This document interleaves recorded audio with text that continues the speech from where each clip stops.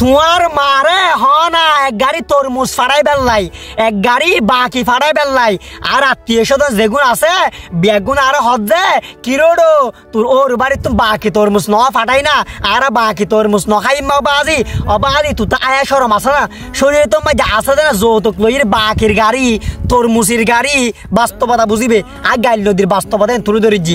আর চট্টগ্রামে যৌতুক বেশি এনে সিজনে ফলের গিয়ালি তরমুজের গাড়ি বাকের গাড়ি তোরা হাবি দি না জীবন মাঝে তরমুজ বাজার যায় কিনে আনির গরম মাঝে বেগুন খাইলি ও যাবি গবা আসি তুই খাব যে হারে বাকির গাড়ি তরমুজের গাড়ি ওর বাড়ি তুন হারানি খাব যে তোর আত্মীয় স্বজনের তোমার আত্মীয় স্বজনের খাবাইতে লাগবে বাস্তবতা বুঝিবে ইন গুণ যৌতুক খারাপ কি যৌতুক লন্ডন হারাম হবা বাস্তবতা বুঝছো।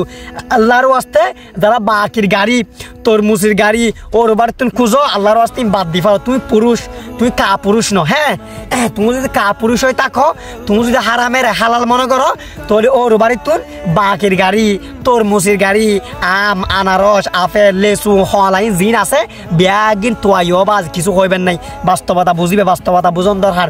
সত্যিকারের যদি তুমি পুরুষ হয়ে থাকো জীবন মাঝি তুই ওর বাড়ি তোর বাকি তরমুজ আম হাটল আনারসে কি নতুয়াইবে। যদি সত্যিকারের পুরুষ হয়ে থাকো যদি কা পুরুষ হয়ে থাকো তলি দেবে তুমি ব্যাগ কিন্তু আইবে ই নিয়ে বাস্তবতা বুঝন দরকার।